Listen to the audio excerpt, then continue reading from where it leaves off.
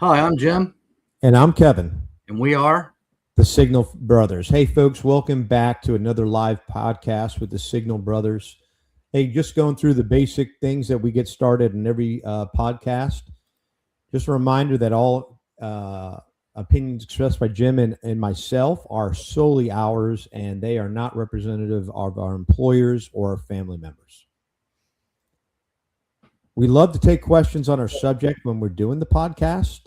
So please type them in the chat and we'll be happy to answer them. Sometimes we get wrapped up in what we're talking about and it may take us a minute to get to it. But I promise you, if you put in the chat, as long as related to the topic we're covering, we're happy to answer them.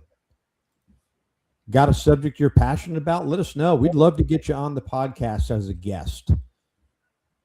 Got an idea for a podcast, but you don't want to be on the podcast? Put it in the chat. Let us know.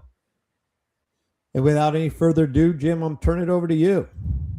All right. Well, today's subject, how athletes earn their money, was suggested to us by one of our viewers, Chuck Crafton. So I want to give him a shout out.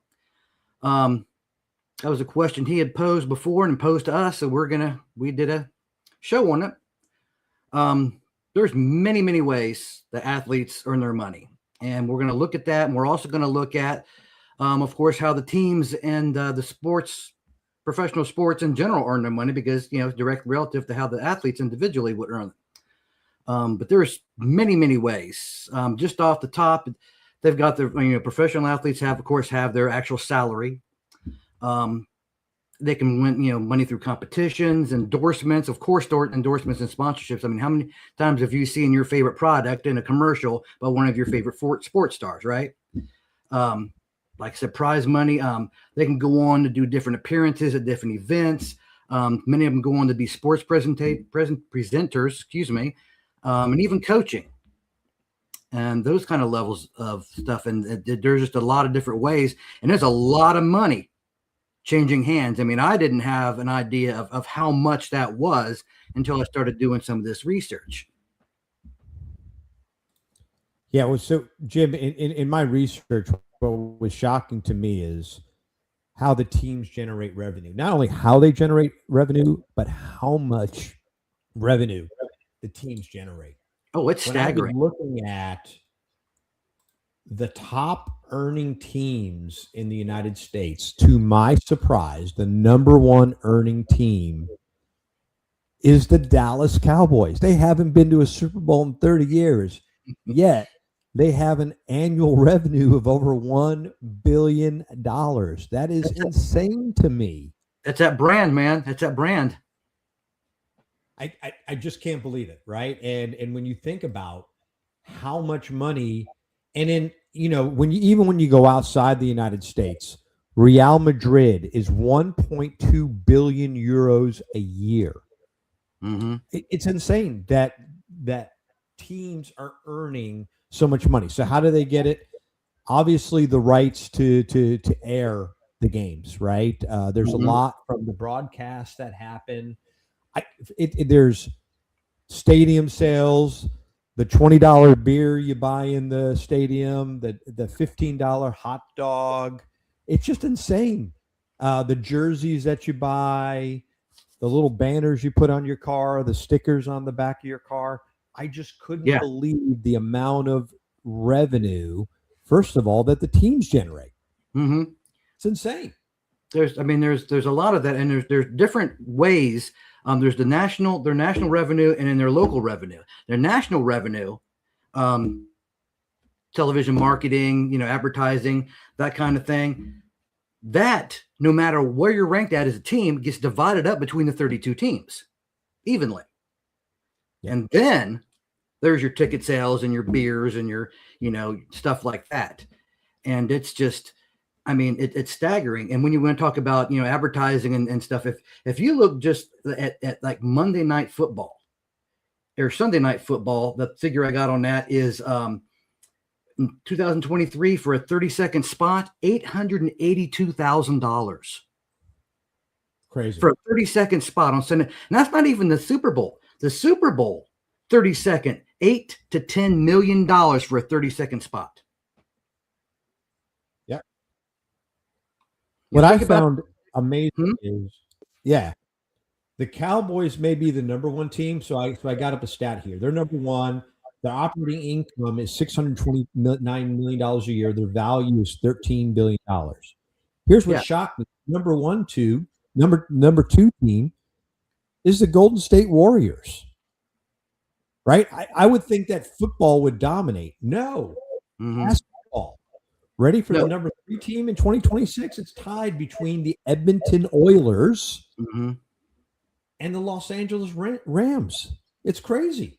Now, overall, as a division, the NFL does dominate all this, but individually by teams, yeah, you've got them spotted all over the place. But the Dallas Cowboys was the first team to go over $10 billion. I was just going through this list and looking, and they paid what, I don't even know how much. It's $100,000 or some weird number for it. I think it was the Chicago Bears in 1920. They paid like $100 to start the team, and they're worth billions now too. It's crazy.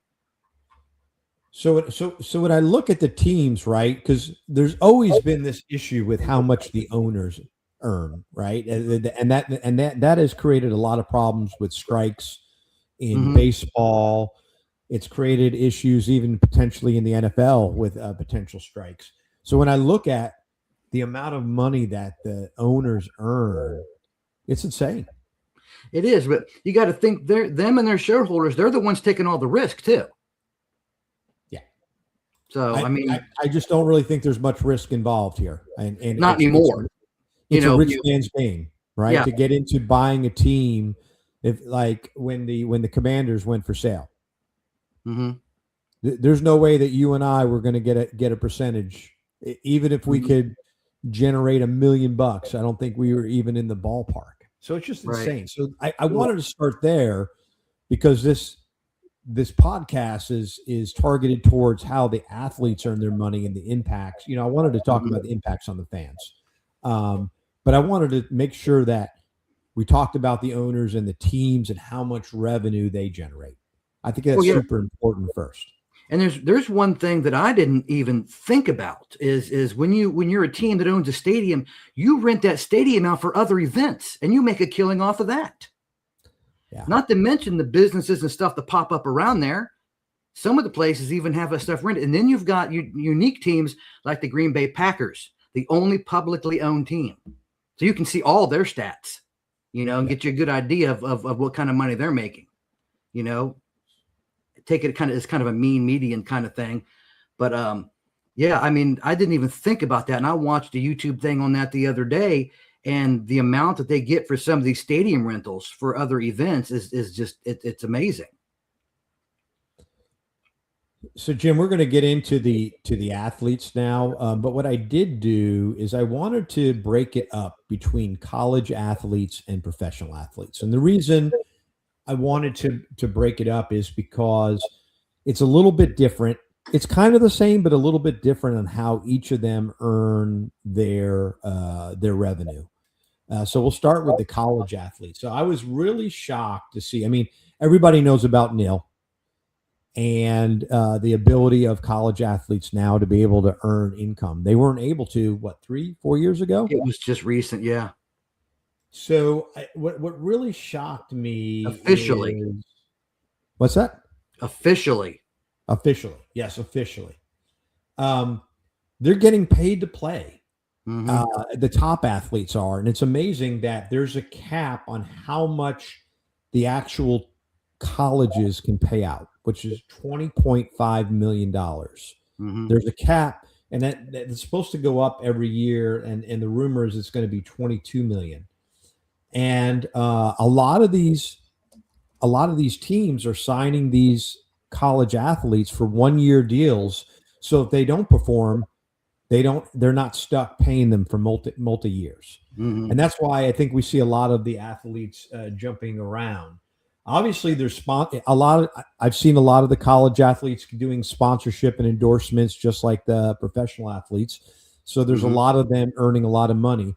If you look at Olivia Dunn, who was with LSU as a gymnast, just her Instagram following alone, she was generating millions of dollars in revenue. Oh, yeah. incredible, absolutely incredible.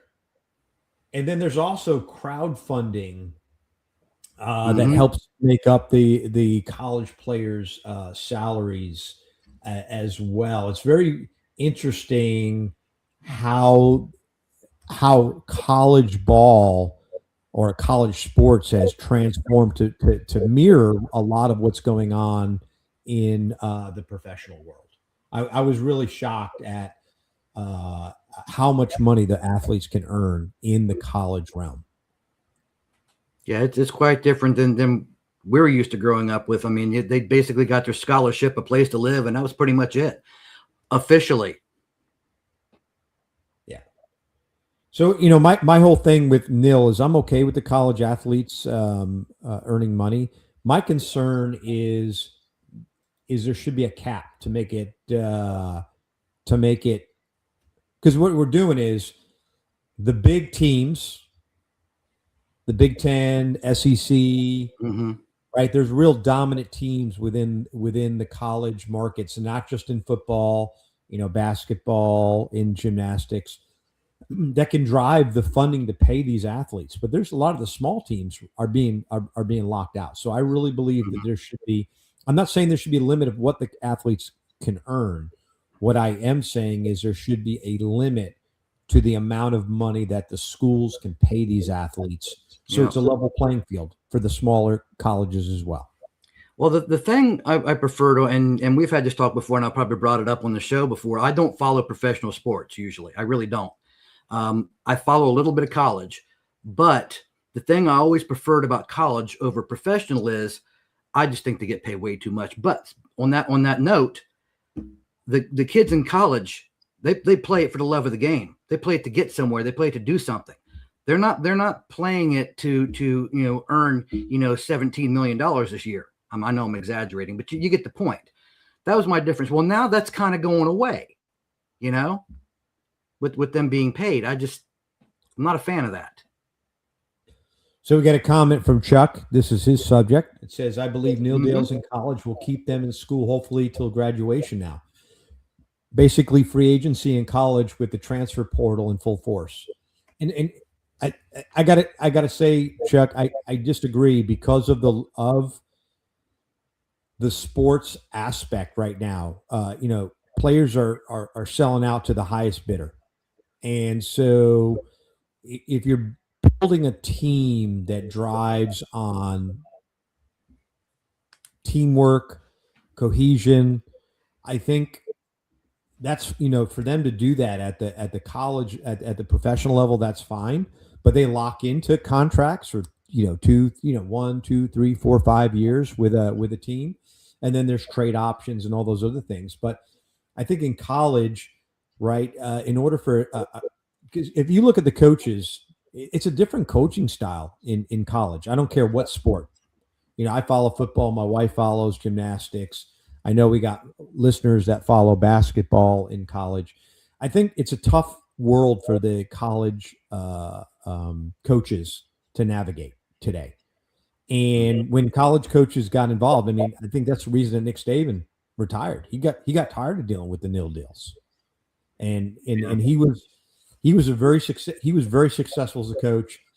He didn't tolerate the nonsense. He built a cohesive team that worked well, focused on discipline, excellent play calling to make a successful run that the University of Alabama had.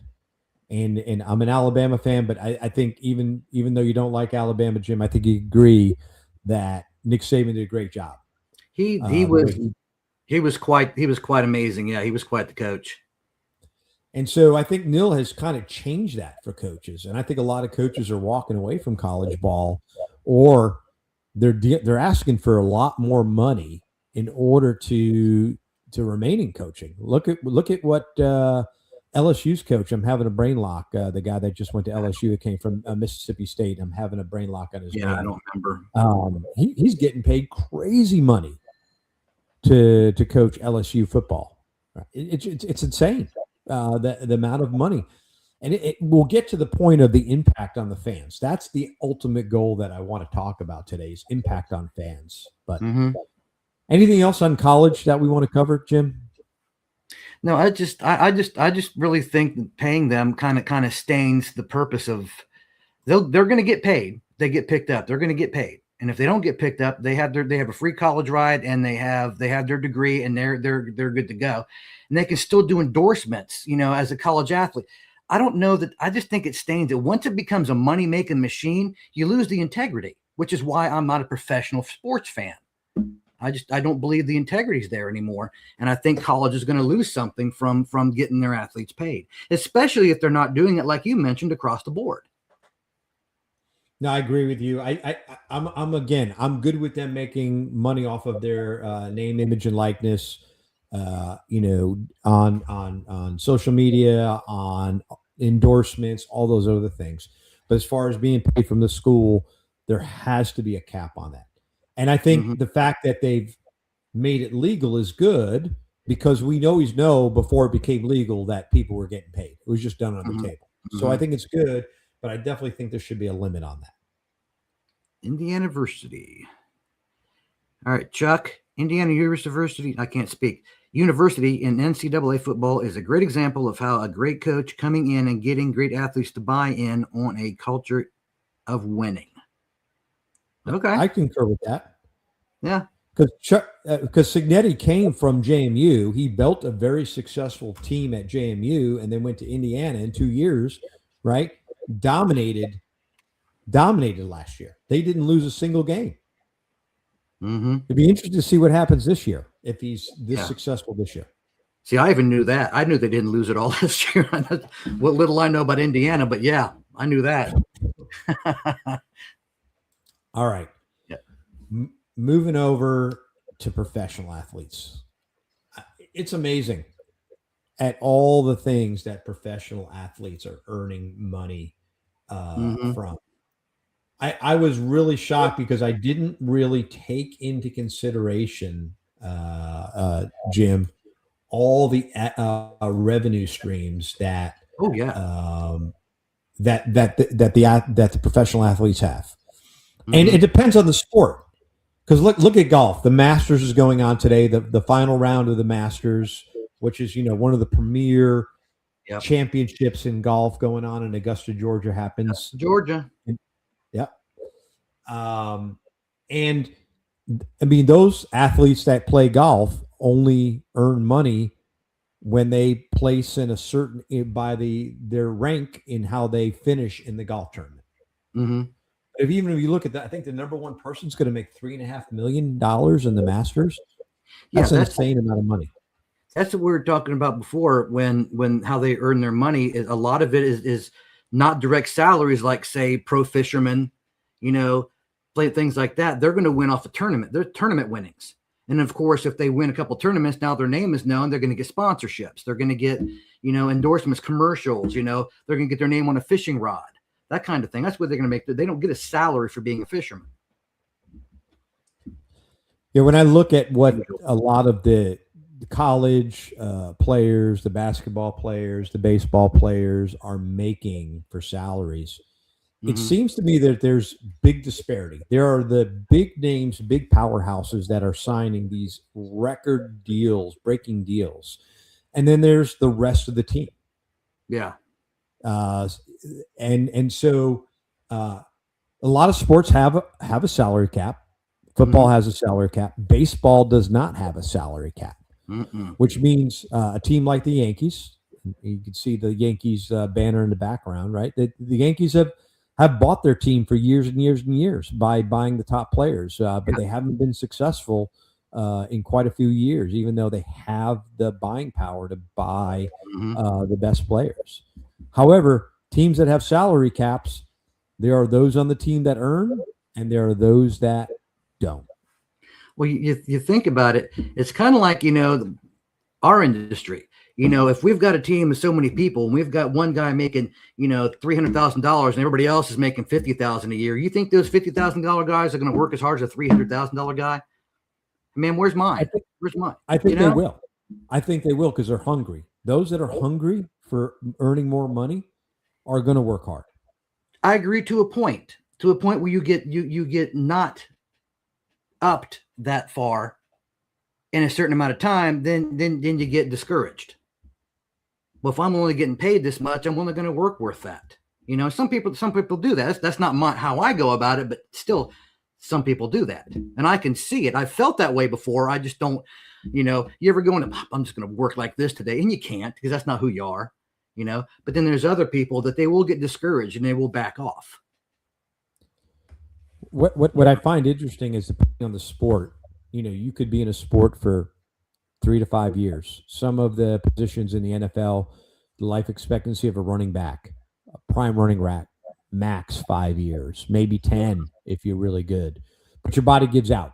Your body gives way in a full contact sport. You know, same with UFC. Then you get into sports like soccer and baseball, where you know an average player plays 10 years, maybe longer, just depending on their skill and their capability. Then you get into sports like golf, where you know there's people in their 50s still playing on the tour. You know, late 40s, some in the early 50s playing on tour and earning money. So it's, to me, I find it quite interesting. So obviously, when you get involved in the sport you're going to play professionally, your longevity in that sport is, you obviously, if you're in a sport that's full contact, you want to capitalize and earn the most amount of money you can in the shortest amount of time. Okay, yeah, because you could blow out a knee, blow out your shoulder, anything could happen, and then your earnings is done. And where you see a lot of people make mistakes is, as soon as they get that first contract, they spend all that money, and then something happens, and then they're filing bankruptcy. Yeah, I mean, you got to be smart about it. So yeah, you want to go in there and, you know, earn as much as you can. You're going to go for it, especially because you're young. I mean, you've got that stamina. You're going to go in there. You're going to go in there for full force every minute. You know, it's not till you get older that you learn how to pace yourself. You know, and then, you know, you build up that money, you build up that reputation. Hopefully you get some endorsements and some sponsorships out of it. But I mean, you know, it just all depends on, again, like you said, the sport. I mean, you're not going to wear your stuff. Golf isn't a full contact sport. It might be a little more fun if it was, but it's not. So you're not going to, you know, you're not going to have those same hazards that you do, say, football, hockey, or whatever, you know? So in my research, what I found interesting is that a lot of these players, at least the top earning players, a lot of them are earning money in endorsements. It's amazing how much some of these players are earning in endorsements. Have Jim? I couldn't believe the amount of money that some of these players are earning. Yeah. Forbes has a nice list. Yeah, LeBron James. I mean, what he's earning in endorsements, his endorsements exceed what he earns from the Lakers. So that's the case in a lot of the players. They're earning a lot of money in endorsements, and that to me, Jim, is frustrating. And it's frustrating is, I don't mind them earning money. I think what's killing me is they're earning all this money playing professional ball. They're earning all this money in endorsements. You know, the top, I guess, 3% in across the sport. And then who pays? Who's paying? This is where I really want to go. Who pays for that? Well, the top three that we talked about for 2025, Steph Curry, you just mentioned them, LeBron James, and a soccer player named Cristiano Ronaldo. Between the three of them, $1.4 billion combined for 2025.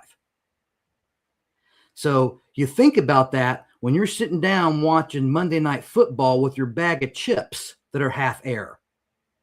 Why is my bag of chips full of air $9? Well, first of all, they're paying $882,000 for a 30-second commercial during your football game. You know what I'm saying? And and the beer you're drinking, you know, the razor you shaved with that morning. I mean, you know, it all adds up. Yeah, when I look at a prime example, back in 2023, I was a New York Giants season ticket holder. I decided to become a New York, even though I live 4.5 hours away. I decided being a New York Giants fan, I was going to become a season ticket holder. So I bought 2 club seats. Mm-hmm. The tickets were $7,500 per seat. And then on top of that, oh no, excuse me, it was $5,000 per seat. Was it 5,000? I don't remember. It was somewhere there, 5,000 or 7,500 per seat for the whole season. And then I had to pay a seat license. The seat license was also $7,500 per seat. License. It's like you own a right to that seat. That should come with the ticket. No, the ticket is what That's you pay for ridiculous. the year. And on top of that, I had to pay a seat license. It's like having a title to the seat. Now, what's nice is they broke up the payments on the seat license over years, right? They would do it for no interest. So I was making a payment every year on that. Obviously, after the horrible year the Giants had in 2023, I decided I was not going to continue to. It was $10,000. It was $5,000 per seat I paid for the ticket. I mean, New York is one of many markets where when I decided to walk away and not be a season ticket holder, there was 10 people behind there willing to jump in and become a season ticket holder and buy those seats. So if you look at the cost of, if you just wanted to go to one game, you didn't want the best seats in the house, and go online right now, you're looking at paying $250 to $300 per seat for one game. Yeah. That's an impact to the fans right there. Not to mention parking. Not to mention food. Yeah. It's just crazy. And if you buy gear, I mean, have you bought a jersey lately? No, I have not. Football jersey, on average, $130 for a football jersey. Mm-hmm. Insane. Yeah, it's like one of the things I complained about years ago when I stopped following professional football was it's like I couldn't take my family to a game. And they're building a stadium in my town that my taxes increased on that I'm never going to go to. You know, it's ridiculous. You know, the average person sitting by with a family that, you know, barely scraping by, that we're so worried about, especially in this economy, can't afford to go to a game. They can't. So when I look at the subscriptions I have at home to watch sports, I now own Apple TV because I want to watch Formula One. I got the NFL ticket on YouTube. Those prices keep on going up. Mm-hmm. I got Paramount Plus so I can watch the UFC. Now, I will say this. Paramount Plus is a lot less money than paying for the pay-per-views that I was paying to watch UFC. It is cheaper. So there's probably a good news scenario that I'm actually paying less to watch UFC than I used to pay, Jim. Yeah. So I'm having, you know, I'm paying for ESPN Plus. I'm paying for Apple TV. I'm paying for Paramount Plus. The amount of subscriptions that I think people have to pay just to watch at home, those prices are going up. I don't know if let's look at Netflix, for example. While Netflix doesn't host a lot of sports, but they do occasionally host sports stuff. It went up. That bill has gone up. I think it's like $27 a month now for premium. It was like $13 when I got it, so it's doubled in what? And I'm like, come on now. I finally said enough's enough. I cut down my Netflix membership down to the 1080p, two simultaneous streams for like $8.99 a month. Yep. Yeah. 4K does nothing for me because I can't see it anymore anyway. 1080p is fine, or 1080i, either one. But yeah, it's just, I mean, the cost, it's like they make so much money from so many other places. I don't understand why the fans have to have so much passed on to them. It doesn't make any sense. I mean, they got so much cash flow. Like we just spent the last 15, 20 minutes talking about why the fans have to hit so much of a brunt for that cost. You know? That's a great point. And I think as long as demand is there and as long as people are willing to pay, nosebleed seats at the Super Bowl are $10,000 a seat. Yeah. See, that's another thing that bugs me. The same seat in the same position in the same stadium costs different on a different day. Now, one might call that price gouging. Or you call it supply and demand. People are willing to pay the price, Jim. Mm-mm-mm. And therein one of the reasons why I quit following professional sports. Well, I'm not going to quit following professional sports. I'm probably not going to go to as many live games, though there's great. I'll go to one a year, maybe two. But I mean, I got to go. I mean, when I look at dude, if it's something you enjoy, absolutely. But my only problem is that price is just there's no reason for that. Not with the other revenue flow that they have. So here's the crazy thing.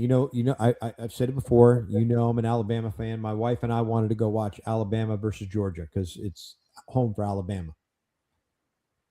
The tickets aren't even available yet, but the tickets are for nosebleed seats. The tickets are supposed to be around $300 per seat. Now, I tried to reserve a hotel room. Do you know there's nothing available? Of course there's not. I can't believe it. So this is the whole thing. I mean, it's just not attainable anymore to be a sports fan. That's why you say you don't watch anymore. Dude, I live an hour and a half from Alabama. You can crash here. I gotcha. Yeah, Jim, it's been good talking about this. Oh, we got a comment. I missed it. Oh, we do. Yeah. Oh, he has a run, but we got somebody else listening. That's good. Groovy. All right, I think it's been good discussion, Jim. I'd love to get into the recent topics because we got quite a few to cover. A lot going on in the world. We usually dedicate our second half for those that might be just listening for the first time to current events that have happened from the last 2 weeks since we had a podcast. First one is the Iran conflict. This is an interesting thing. Yesterday, J.D. Vance was over negotiating 21-hour marathon, and they walked away without a deal. Now, I'm not going to point fingers. Obviously, U.S. has its things it wants, and Iran's, saying they don't trust the U.S. and all this stuff. At the end of the day, Jim, hopefully we're going to find resolve to this sooner rather than later. I would expect that it's going to get uglier before it gets better. I would think operations in Iran are going to resume fairly quickly. I wouldn't be surprised this evening if things heat up. Yeah, well, it's not just that conflict. It's the bottleneck in the Strait of Hormuz. Yes, and the oil trying to get through, and the ships, the Navy trying to. I mean, it's all of that. And of course, we see that effect at the gas pump. I don't know. I've been on the fence about whether we should have done that in the first place, but okay, we're there now. We should not have had to go in the first place, except for, we're now fighting a war, not really a war because nothing's been declared. We're now fighting a conflict with people who we've supplied with funds and arms for decades. Is one reason why it bothers me. But the other thing is, I know we have to protect our interests. We have to protect service members that may be over there, Americans that may be over there. I mean, but that region of the world has been at war since the dawn of time. We're not going to make an impact. We need to protect our interests. I get that, but we're not going to solve the problem. I will say this is I very much like you. I'm conflicted whether we should have been there, how we went in. I think I talked about last time that we went from 0 to 100 like in 1.1 seconds.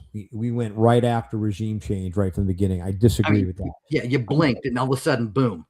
I disagree with Donald Trump's statements about wiping a civilization off the face of the earth. Right? That was okay. He says a lot of dumb stuff, but that was probably the most inappropriate thing that I've ever heard him say. Because in the beginning, he said, "Hey, we're doing this for the protesters. We want the Iranians to be free." And then the next thing out of his mouth is, I'm going to wipe a civilization off the face of the earth. Give me a break. That is like the worst thing you could have said, because now it's not about the reasons that you're there, preventing the nuclear bomb. It's not about providing freedom and democracy to the oppressed people of Iran. It's all about you, which we all know that dude is narcissistic, and he was making it all about him. I cannot deny that. He is arrogant, narcissistic. I'll agree with that all day long. So it's going to be interesting to see where this goes. Mhm. It's a lot more than oil going through the Strait of Hormuz. It's all the supplies coming from Asia that are traversing to come to the East Coast. There's a lot of impacts, and prices have gone up, and I expect to see prices continue to climb until we get a resolve on this. Yeah. We are not going to be able to keep all the mines out of the straits. Yeah, I know we got mine keeping operations going. Mhm. We are not going to be able to control the Strait of Hormuz. I know Donald Trump thinks he can, but I seriously think he's not going to be successful as he thinks he's going to be in controlling that strait. The only way we could ever control that is military presence there on the scale of Germany or somewhere. You know what I mean? Just a large, permanent, and that's not going to happen. There's islands that they're talking about taking control of. I'm just telling you, I think we need a clear plan. And I think what we don't have is a clear plan. If you look at the number of senior leaders that the Secretary of the Department of War, Department of Defense, whatever you want to call it, has removed, because I think they're telling them, hey, what you're doing is not attainable. It's not attainable. And so what he's immediately doing is he's forcing them to resign. Yeah, it may have been necessary, but the timing it was not now. It was not now. I think Hegseth's got to go. I think he's got to go. I think we need somebody cool, calm, and level-headed to manage the Department of Defense, Department of War, whatever you want to call it. I think we need somebody who's going to be able to manage long-term. And he is quick to pull the trigger, quick to do the dirty work. And I don't think he has a long, and I've done a lot of reading about him, and there's a lot of people that have been in senior levels of the department for years, and they're concerned about that he doesn't have a strategic look. And that secretary has to have a very long-term strategic look on everything they're doing. And he needs, and I think that this about a lot of these government positions, they need, each administration, no matter what party you're in, need to select somebody that can work with both parties, someone that both parties like. You know what I mean? Because if he ends up doing whoever we select, if we replace him, ends up doing a great job, and then the next administration is Democrat, they're going to get rid of him and they're going to put one of their guys in. We don't need that. We need somebody that can stay the course, work with both sides, and we've lost that. We've lost that across the board. Absolutely. Absolutely. All right, Artemis 2. Have you seen some of those pictures? Oh, my goodness. What an incredible mission. What an incredible mission. And obviously they had some challenges with the toilet along the way. God bless them. I don't know if you were tracking that the toilet was freezing up. So they had to minimize the toilet use. So I think if you had to do number 2, you could use the toilet. But if you're using number 1, you had to go in a bag. I don't know how the lady even did that. God bless her. Because that must have been quite a challenge. But the fact that they were successful, I was glued to the reentry. That was absolutely amazing. They landed exactly where they're supposed to be. And when I watched the whole thing, Jim, the only thing that I thought that was very archaic, that goes all the way back to the 60s and 70s, is the way they extracted the astronauts from the capsule. Oh, yeah. That whole thing of getting the floating thing around, getting them in the boat, getting them hauled up on the line to the helicopter. Well, seems to me like it would have been easier to hook something at the top of the capsule that the ship could pull alongside, pick up the capsule, put it on the deck, and then get the astronauts out. Seems it would just be a lot more efficient. I don't know what you think. You think it's kind of like, well, if it works, why screw with it? Plus, and let's put all the money in making sure they get back. They can do what they want to. When you splash down at that point, the risk is over pretty much. And we know this works. This is very low key. This is very, non-technical. There's not a whole lot that can go wrong with it. And, I don't know. I don't have much. I agree with you that it should be updated, but I really don't have much of a problem with it. Yeah. I'm excited. The next Artemis 3, which is going to launch next year, is going to test the landing modules. And then Artemis 4 in 2028 is supposed to put astronauts back on the moon. Should be exciting. Well, have you heard a lot of the deniers out there? They've really gone nuts on this mission. It's insane. You know what? I don't even address them. As what's his name?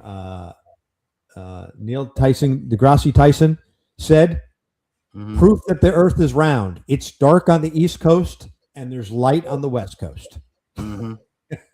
Pretty simply, Neil Tyson, deGrasse Tyson. Neil deGrasse Tyson.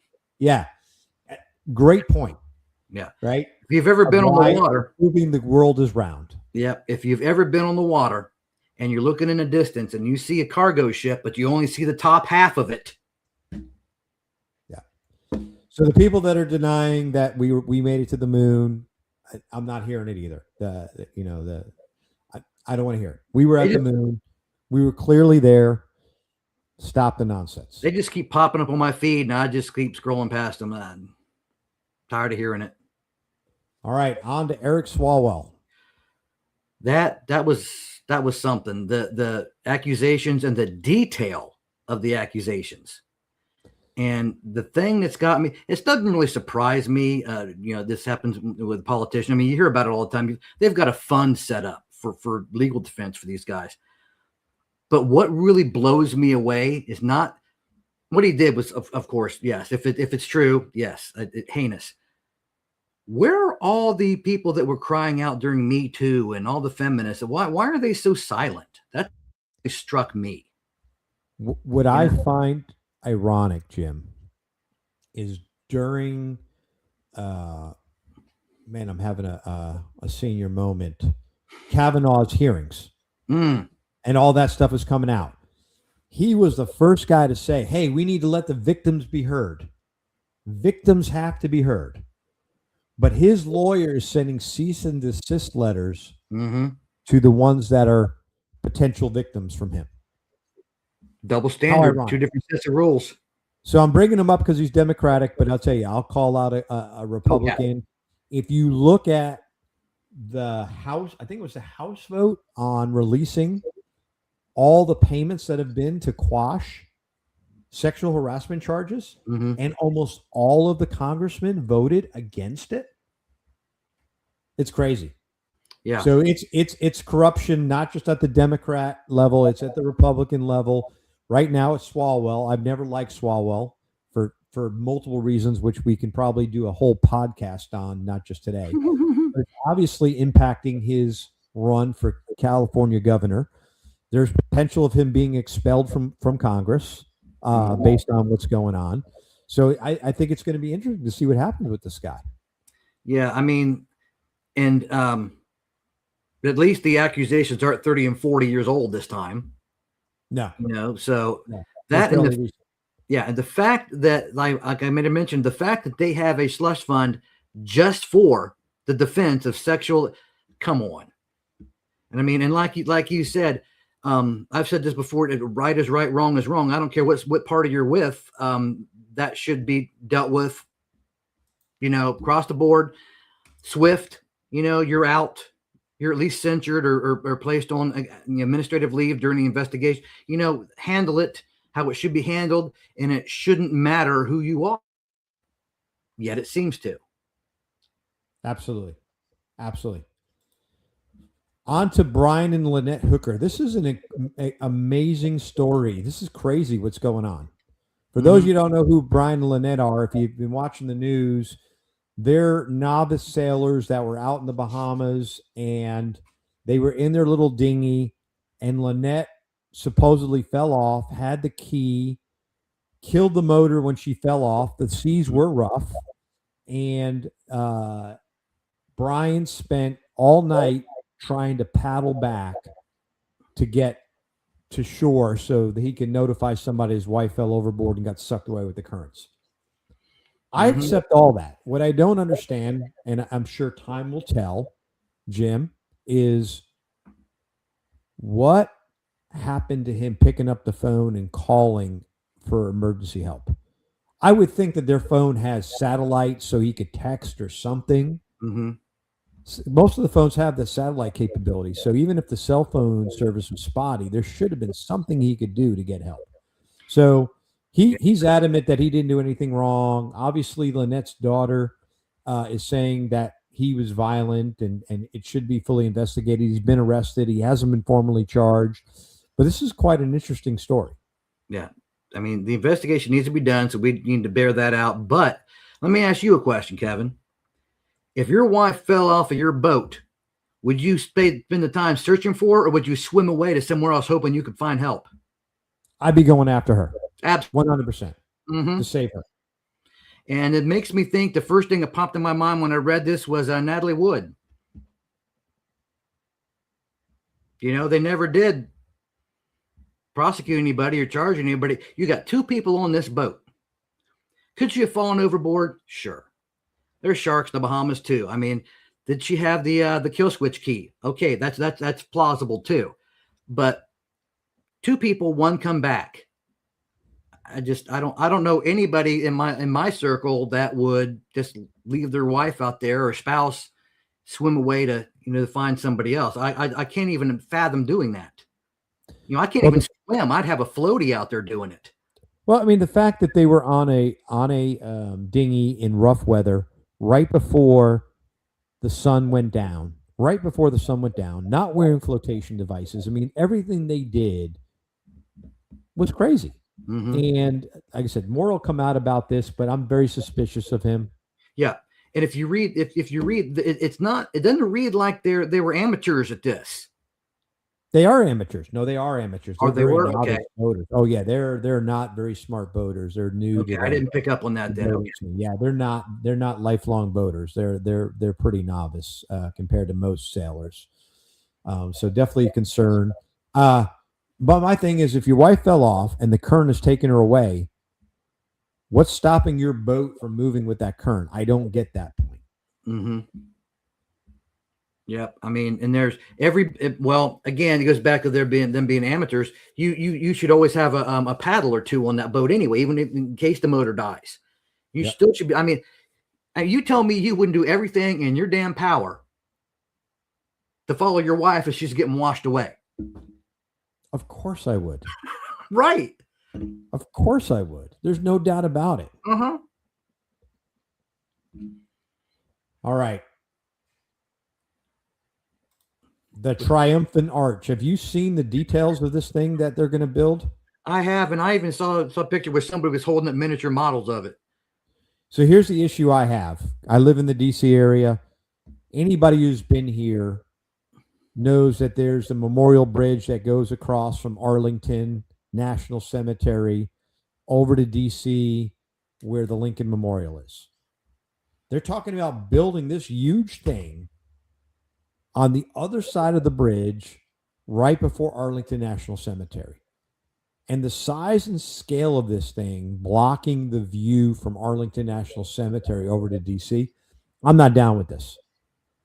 You want to, again, the dude's narcissistic. Let him do his thing.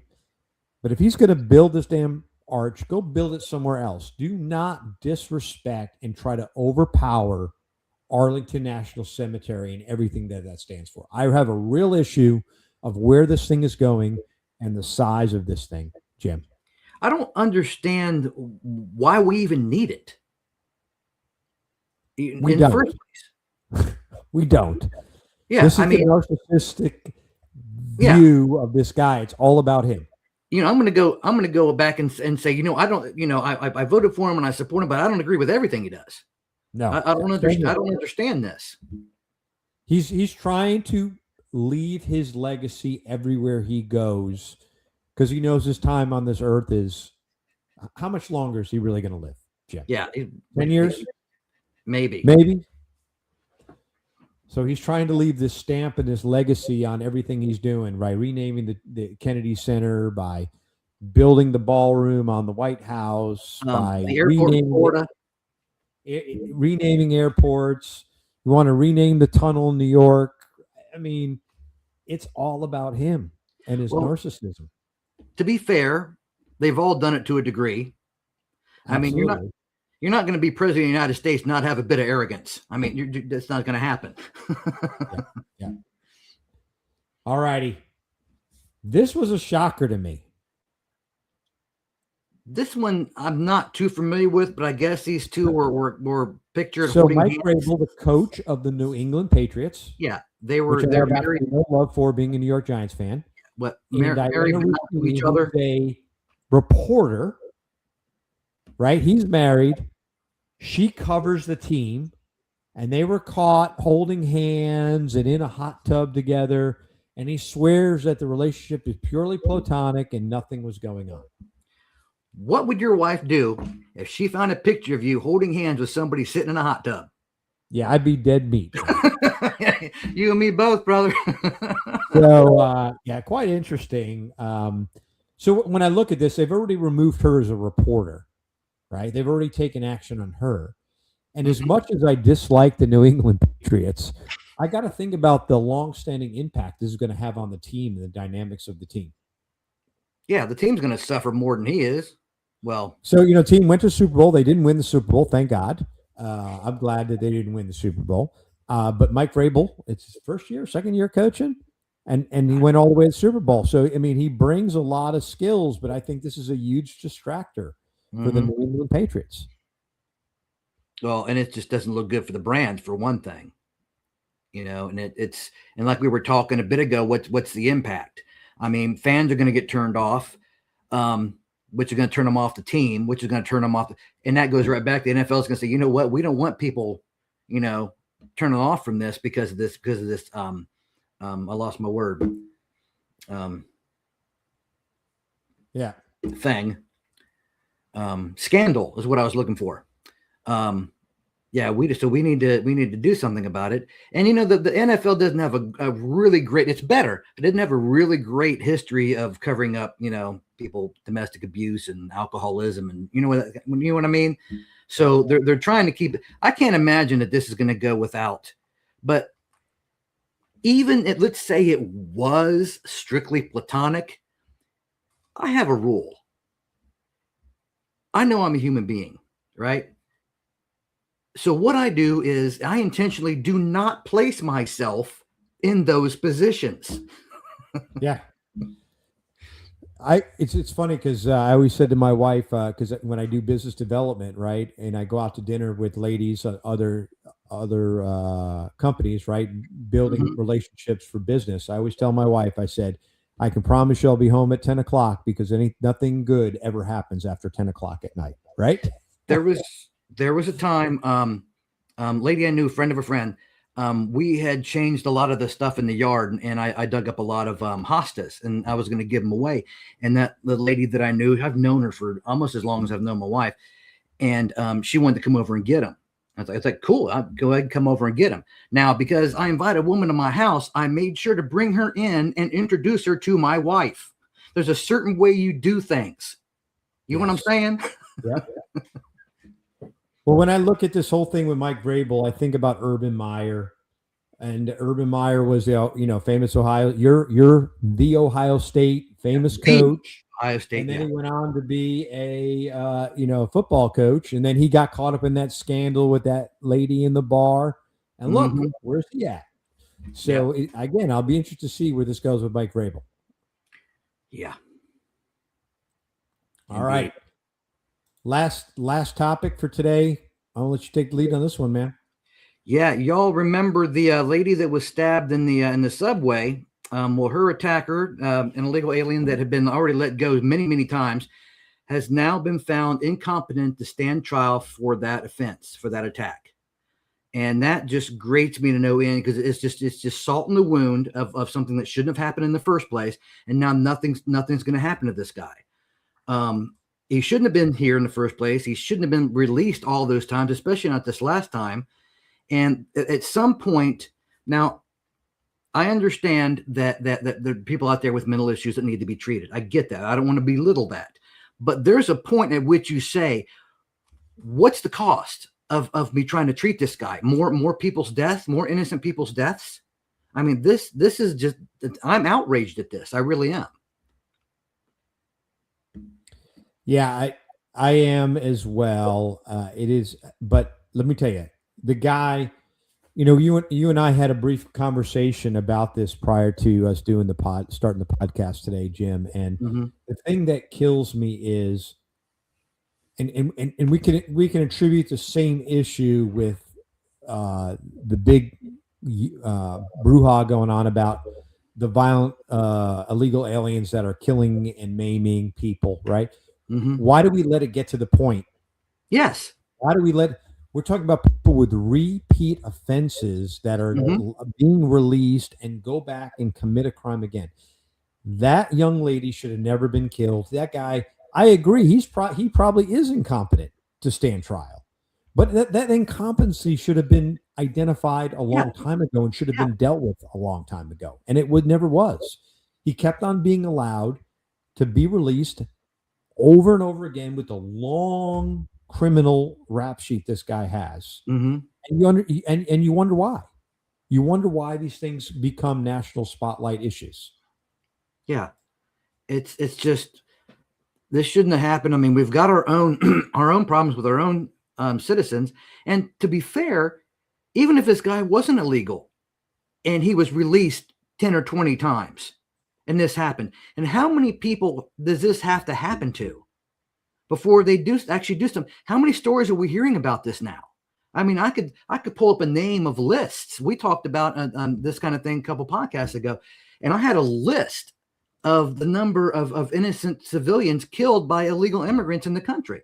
And that's on top of list of people that have been killed by legal citizens that have also been released multiple times.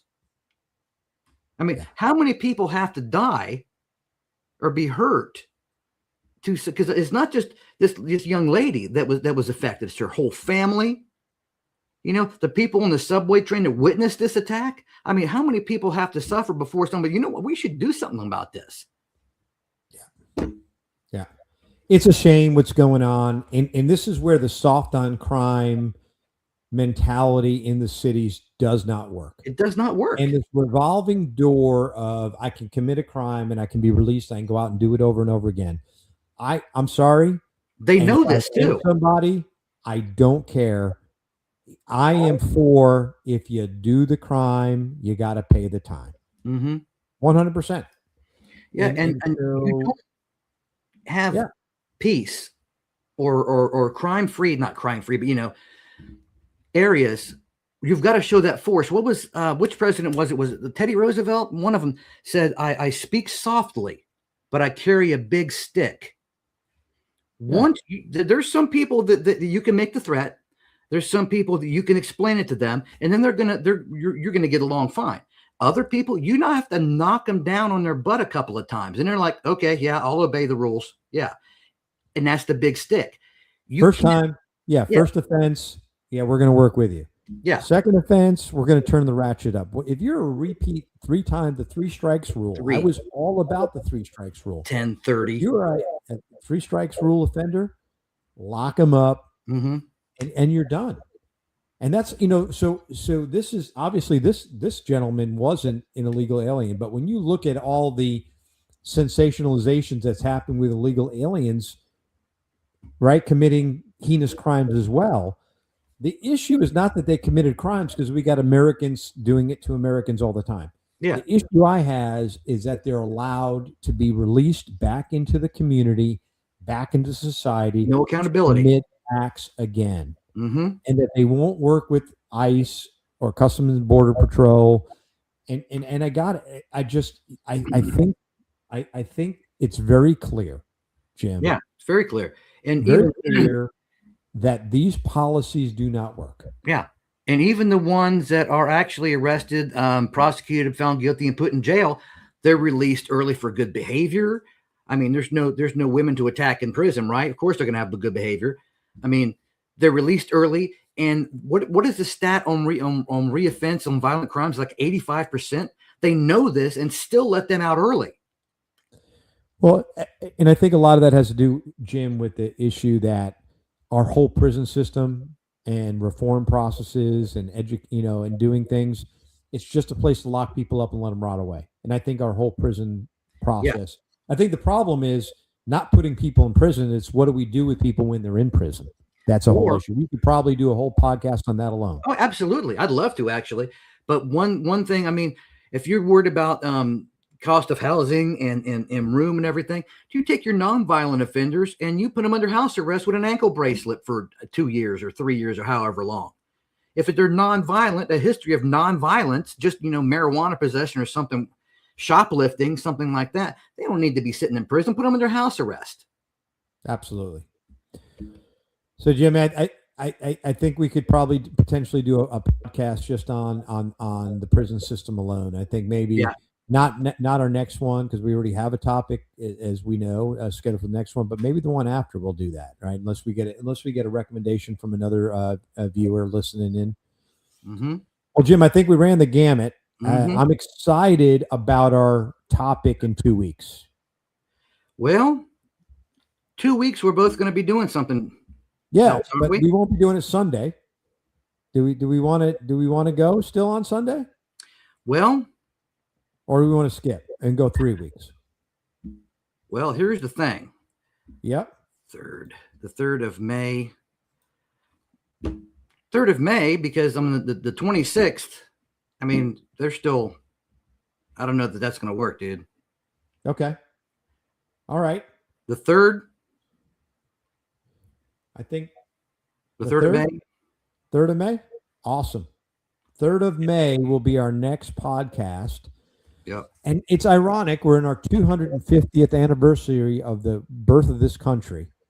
And it started because there was taxation without representation. Mm-hmm. And yet, taxes are going crazy in this country. And so Jim and I are excited to do a podcast on May 3rd about taxation. Taxation. Yep. We're going to hit.